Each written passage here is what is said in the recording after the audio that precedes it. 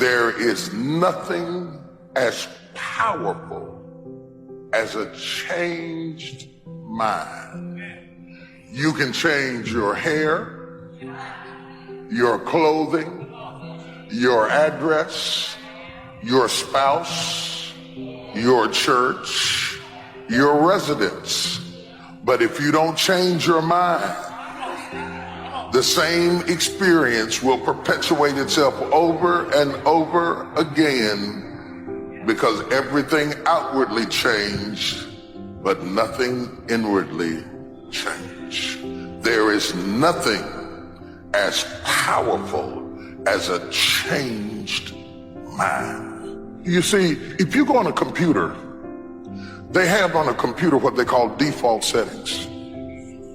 So whether you're in Microsoft or whatever it is, whatever program it is, or any kind of program, it has a default.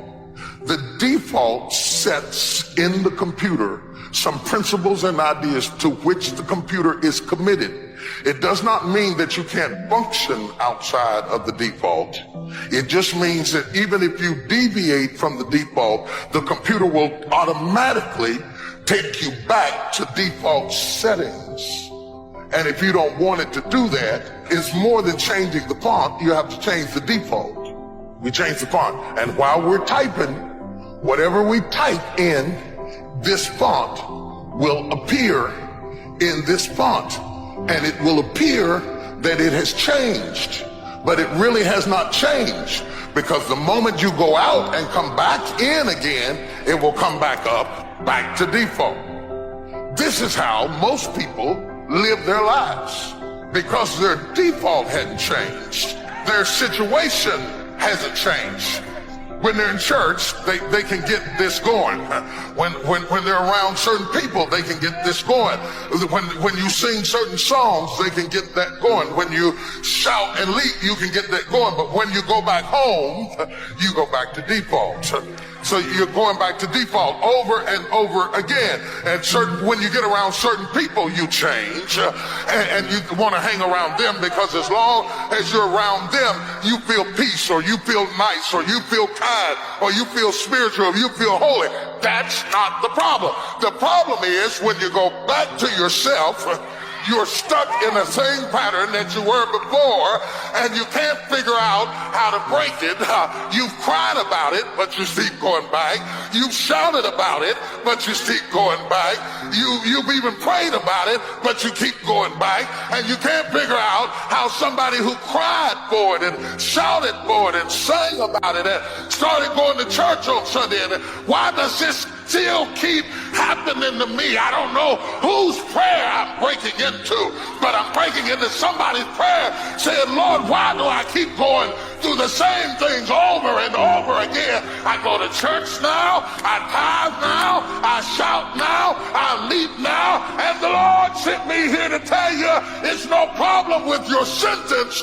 The problem is with your default. Until you change your default, you will always go back to being who you were before, because you have never changed your mind. You change your friends, you change your address, you change your phone number, you change the songs you sing, you changed everything else, but you didn't change your mind. There's nothing as powerful as a changed mind. What is controlling your thoughts? What is enslaving you? Is it the television set? Feeding your mind images of what life should be? Is it the internet drawing you in and controlling your time? Is it drugs or alcohol numbing your brain and diminishing your desires? Or is it weakness? A lack of discipline that prevents you from accomplishing what you want to accomplish. And we get very caught up in instant gratification. We want the shortcut to the winner's podium. We want results now. And when we don't get the short-term glory, sometimes we lose sight of those long-term goals. They fade. We lose focus. So we stop the daily tasks and the daily disciplines that will allow us to achieve our goals. Then a day slips by, and then another day. And a day turns into a week, and a week into a year, and you look up in 6 weeks, or 6 months, or 6 years, and you've made no progress. None. You lost sight of the long-term goal, and it faded, and you began to rationalize. Maybe I can't. Maybe I don't really want to. Maybe this goal isn't for me. And so you give up. You settle for the status quo. You settle for the easy road. You settle for, oh well. No. Don't do that. Embed that long-term goal in your mind. Burn it into your soul. Think about it. Write about it. Talk about it. Hang it up on your wall. But most important, do something about it. Every day. Every day, do something that moves you toward that goal, that keeps that goal alive and in sight and in focus. However small or insignificant that step might seem, take it. Do it.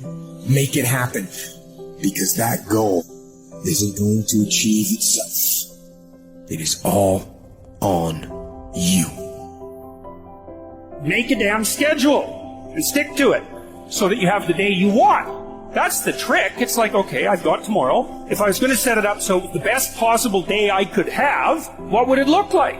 Well, then you schedule that. So if you want more free time, you need more disciplined time. More scheduled time towards the things that matter. More vacation time for you and your family. That's how you get ahead. What's your distraction? Just be honest. Are you distracted by ESPN? Are you distracted by movies, Netflix, video games, gossip? Are you distracted with things that don't matter in your life? Ask yourself truthfully, your big goals and dreams. Can you get laser obsessively focused almost to its exclusivity for an extended period of time? I'm talking about a year, 2 years, 3 years, 4 years, 5 years, even a decade towards something you want so badly you want it like oxygen. It's like you want it like you want to live. Are you extendedly laser focused on it, or do you get distracted easily? Our obsessions become our possessions, but we won't possess them if we're not truly obsessed. Turn your damn TV off. Turn your phone off a lot too. Does it really matter what's going on with the Kardashians right now? Don't be so obsessed with them. Be obsessed with your own reality TV program called your own life. This suffering, this sacrifice you're making is an indicator of progress. It's an indicator of obsession. Suffering and sacrifice and hard work is an indication of progress towards our dreams. The price you will pay for not making your dream come true is far greater than the one that you will pay to make it come true. You'll pay that one the rest of your life. And so ask yourself what you're willing to risk. What's the price you're willing to pay? Stop negotiating the price. It's a freeing experience to totally commit. When you totally commit to a business, to your fitness, it's a freeing, powerful, it's almost like removing kryptonite from your life when you totally commit. Can you do that? The people around you are saying, it's costing too much. It's costing too much. You guys are going, no, it's worth it. Remember, don't be a follower, be a student. That's the key to all books. Don't be a follower, be a student. Another book he recommended, Help Me Become Financially Independent. We're going to cover that before we finish this afternoon. The book was entitled The Richest Man in Babylon by George Clason, C-L-A-S-O-N. This little book, The Richest Man in Babylon, I use it as a textbook teaching teenagers how to be rich by 40, living in America, 35 if you're extra bright, much sooner if you find a unique opportunity. I got rich by the time I was 31, didn't wait till 35. If you find a unique opportunity. So we'll get into that after we come back from our next break. Richest Man in Babylon. Get your library started. Here are some key sections to put in your library called mental food. In fact, we call it food for thought. It's so important to nourish the mind, not just the body, but nourish the mind. Key phrase. Now it needs to be well balanced. You can't live on mental candy. Somebody says, well, I just read this positive stuff. That's too second grade. You've got to get out of second grade. You can't just be inspired. You've got to be taught. You can't just be inspired. You've got to be educated.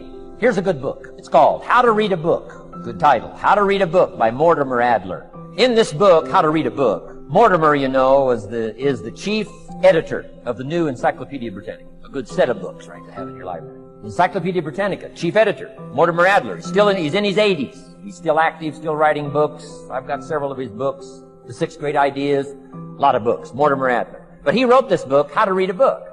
Now in this book, How to Read a Book, not only does he give you some good suggestions on how to get the most out of a book. It's one thing to read it, it's another thing to get the best out of it. He'll give you some techniques on how to get the best out of a book. It's very good. But here's what's also in his book, How to Read a Book, a list of what he calls the best writings ever written. I've used it as a centerpiece for my library. So I'm just asking you, take a look. If it suits you, fine. If it doesn't suit you, hey, keep looking till you find something to suit you. But well balanced. Let me give you some of that balance. Number 1, history. We've all got to have a sense of history. American history, national history, international history, family history, political history. We all need a sense of history. Shortest history lesson. Opportunity mixed with difficulty. No matter how far back you go, 1,000 years ago, 2,000 years ago, 3,000, 4,000 years ago, I'm telling you, it all reads the same. Once you understand the thread that it isn't going to change, then what's going to change for my life? Answer, looks like I'm going to have to change. History helps us to understand how it is, what there is to work with, seed, soil, sunshine, rain, and what human beings have done with it in the past, and how many of them have, like I did by age 25, they have messed up. That's what history's for. Be a good student of history. Here's a good book, Lessons of History by Durant. This little book is only 100 pages, but I'm telling you, it's so well written, you'll be intrigued, as I was. This little book, Lessons of History by Durant. Next is philosophy. Durant also wrote a good book on philosophy.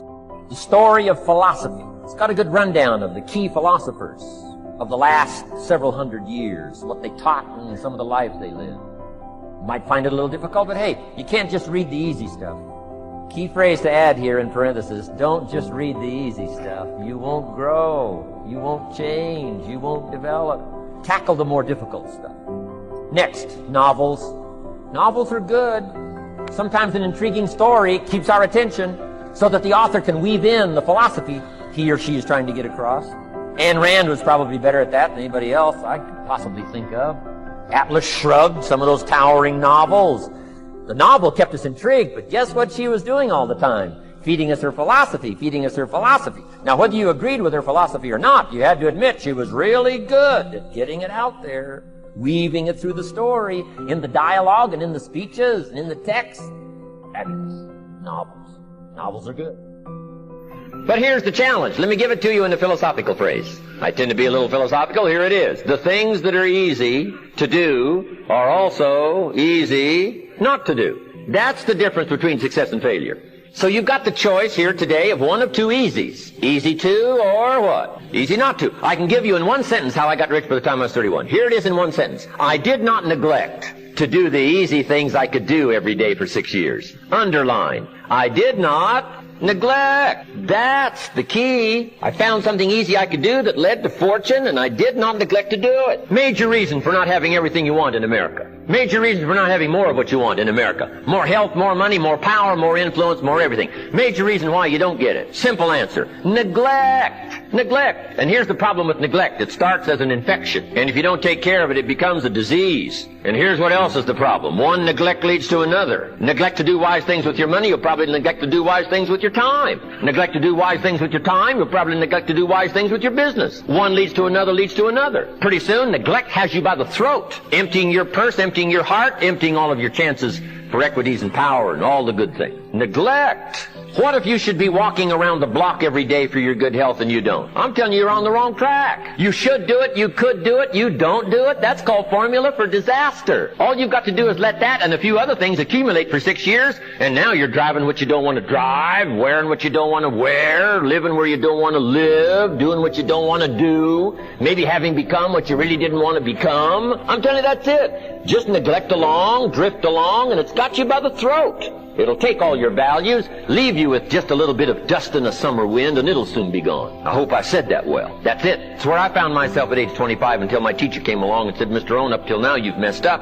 Let's see if we can't clean that up and change it all. I did. Changed my life. Not just the money, all the rest of the values that came pouring in when I understood that it was me. It was me. So take the easy approach. This stuff's easy to figure out. Getting rich is easy. I teach it to teenagers. How to be rich by 40, 35 if you're extra bright. This stuff is not difficult. I love to teach kids enterprise. Enjoy the journey, not the destination. A lot of us delay our happiness. When I get to this level, when I get my degree, when I get the kids, when I get married, I'm going to be happy. Enjoy the journey. Enjoy the whole step, the whole process. Every day that you get up to strive for whatever it is you're after. You know, I'm a goal-oriented guy. Yeah, absolutely. But you don't celebrate when you get to the finish line. Celebrate all along the way. Celebrate all along the way. I have these 10 steps. I won't give them all to you this morning. I'll give you one. And it is 10 steps of getting through tough times. I've never done this before. 10 steps, had it for years. I applied it and used it in my own life, but I've never done it publicly. And so I want to share this as a gift to you ahead of Christmas. I want to share this with you. There's 10 steps, and I'm going to go through one of them. And I'd like for you to like this page and share it, like it and share it, because this message will be helpful to someone that you know, someone that you love, someone that might need some encouragement this morning, or someone who's already motivated and positive, and they like you. They like positive messages like I do, okay? I want you to like this page and share it, like it and share it. But it's 10 steps of making it through tough times. I'm speaking to world-class speakers here in Phoenix, Arizona this morning. And I'm up early, been up since 3 o'clock. They say angels talk to you between 2 o'clock and 3 o'clock. Well, I wish they would talk to me between 8 o'clock and 9 o'clock too. Okay, so I can sleep longer. But this is new in my life. Just waking up between 2 and 3 o'clock out of nowhere. And I asked Celeste, simply Celeste, have you ever done that? She said, yes. I said, well, what is that about? She said, that's what old people do. Oh my God. Whenever you're having an experience that is deeply fulfilling, and you're not distracted by thought, you're not waiting for the next good thing to happen, you're not looking over the shoulder of the present moment to see what's coming, you're just totally with whatever it is, you're not then worrying about what it means. I mean, this is something you have to do something in order to find that question interesting, and the thing you're doing is less interesting than really being connected to the present moment. And if in the present moment there's no, if you're not lost in thought and you're truly just kind of surrendered to consciousness in the present moment, whether it's pleasant or unpleasant, you don't have to think of the grand design of your life. It's not the lack of it. It's not the best type. People say, well, hey, Tom Brady, 6th-round draft pick. I mean, he's constantly trying to prove them that they picked the wrong guys. I know Tommy a little bit, and I can tell you, that motivates him, but if you think he's become the greatest football player of all time because he's trying to prove people from 20 years ago wrong about where he was drafted, you don't get elite performance. Tom Brady is where he is because he sets standards for himself and has massive goals and ambitions for himself, not to prove other people wrong.